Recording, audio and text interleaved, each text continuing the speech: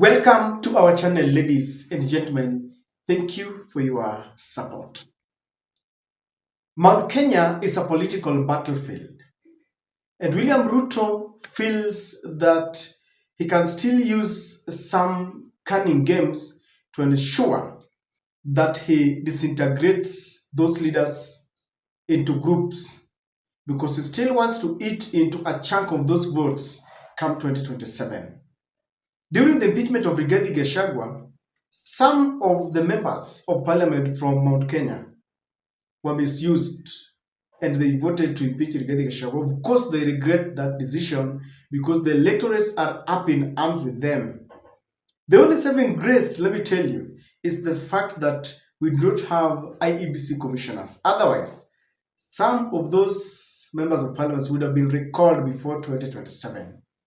But just like the senators, all the senators of Mount Kenya voted to try and save Rigathi Gachagua, their governors are also waking up.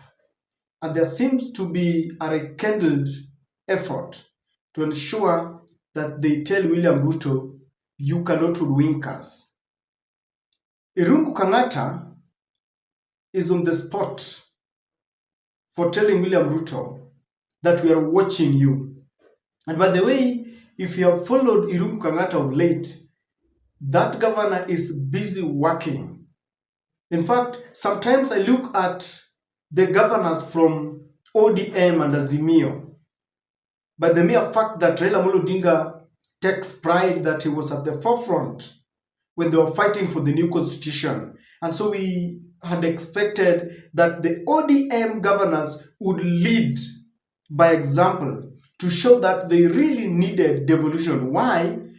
Many a times, and for a long period, the Lunyans had complained that there was no development in that region because they had been sidelined. And that is the main reason why Raila fought for devolution, so that we didn't really depend so much on the resources that were accumulated at the national level. But even after the promulgation of the new constitution, if you look at one of the worst regions in terms of performance, when you look at governors, you'll realize that ODM zones. And before you lynch me, just take a critical look at the Luo Nyanza counties and compare it to what maybe Irungu Kangata is doing, and you'll realize that some leaders really wanted leadership to develop and to change lives of their constituents. So Irungu Kangata is saying something, but before we look at Irungu Kangata, today Rigathi Gachagua led a firebrand, some of the very firebrand politicians, and they had a message to William Ruto.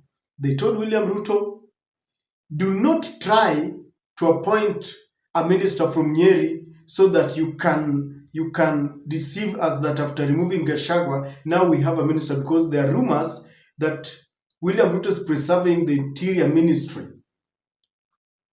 to the Nyeri people so that he can tell them, I've given you one of the most powerful ministries. In other words, it's like swapping them. Mount Kenya East is now taking the DP position, and Mount Kenya West taking an interior ministry. This is how they were. In fact, Rigathi Gachagua also told William Ruto, we have been humiliated, but our turn is coming when we will regain our authority and our prestige and pride as a country, as a community. We as a region, we are saying we have been humiliated, we have been ashamed, our dignity has been defiled, our pride has been deflated, lakini tutajipanga. Within a short time, we will claim back our pride and dignity as a people.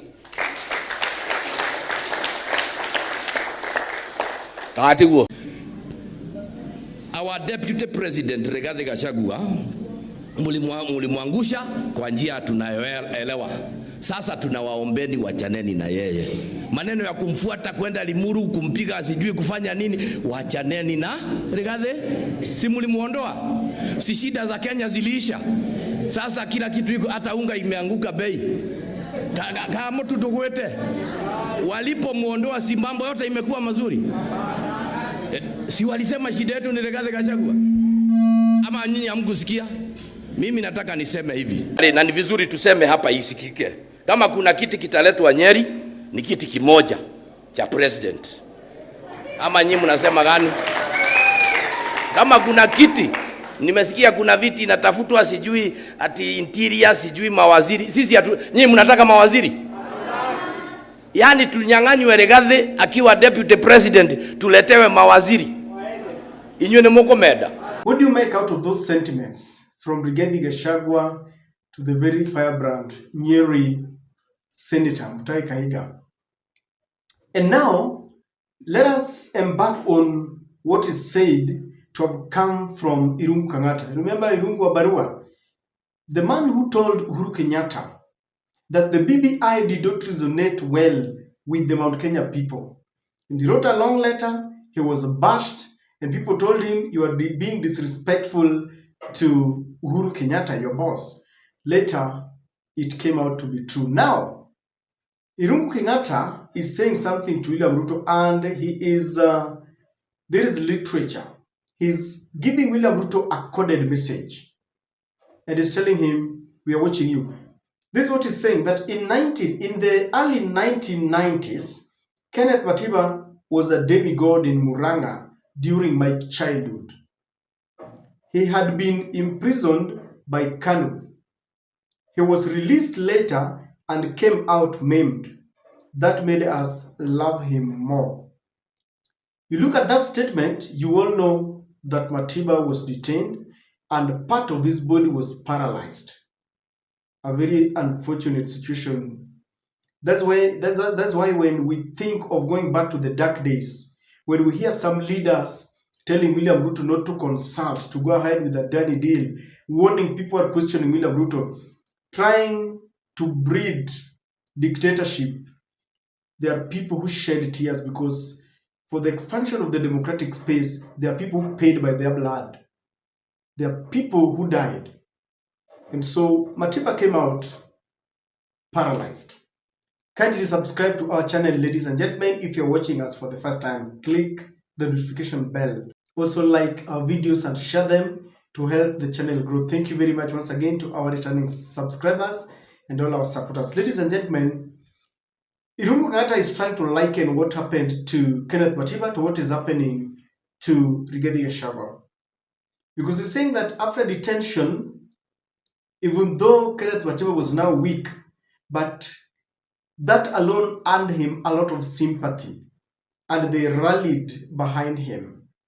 He was never lucky to see the light of day, but later, Mwai Kibaki became the president. There were those two leaders. And he's saying that you can try and frustrate and humiliate Rigathi Gachagua, but the more you do this, you are earning him even more sympathy. Even those people who were not really reading from Rigathi's political script will love him because they feel like you are now mistreating our own. And this is something that many experts are telling William Ruto, that if you want to deal with Rigathi Gachagua, let him be. You know the kind of machinations like the one that happened in Limuru, where goons were unleashed in an event where he was attending a burial ceremony. Those kind of things are unnecessary. And they are building Rigathi Gachagua without knowing it. This is exactly what happened even to William Ruto. When he played victim and was claiming that Uhuru Kenyatta was using the state machinery to persecute him, and he gained sympathy.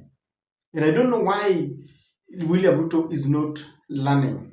Now, Irungu Kangata is just but one of the governors who are warning. And if you connect it to the sentiments of Mutahi Kahiga and the other leaders, you'll realize that the train has left. And Mount Kenya has decided there is no reverse gear. They are going. Whoever wants to go with them will go. If you don't want to be part of it, remain. Because they feel they can never allow William Ruto a second chance to hoodwink them. Because what William Ruto did to them in 2002 is something that they cannot understand. This is a region that has bragged of being politically wise. They brag that when you talk to us, we will go and sit down as Modo Nyumba and we will try to do a postmortem on what you've told us.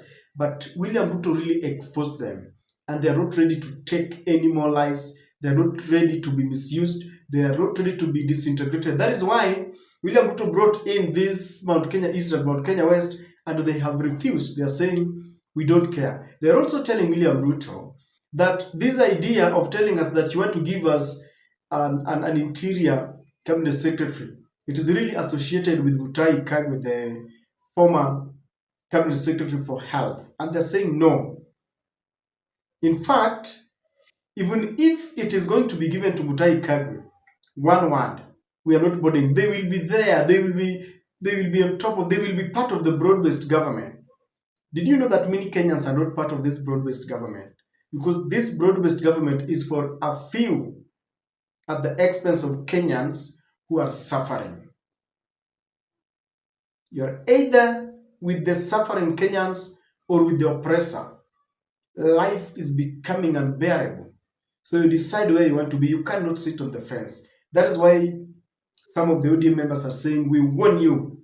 They are ready to take the bullet because they have joined the government. So, ladies and gentlemen, the sentiments from Mount Kenya says it all. They are not part of this government, and they are waiting for William Ruto in 2027. They are saying they are going to regain their prestige because they have been humiliated. And the room is saying, don't even try to arrest Rigathi because they are rumor and people feel that William Ruto can go ahead and arrest Rigathi because remember, Rigathi is being associated with the Gen Z's protest. They could even do that because no one knew that Rigathi would be impeached, but they are warning that you need to be very careful. Even if you impeach Rigathi, if he comes out, even at 100 years or how many years, they will still rally behind him. There is going to be a Tosha moment for Rigathi Gachagua. If they decide that Rigathi has been impeached and is not going to contest, Rigathi will say someone Tosha. I can see it is Kalonzo or someone, but I understand that Kenyans are telling them, let us have a broader coalition. Bring on board all those who want change so that Kenyans will decide who they are going to give their votes. I don't know what to think, but that is my take.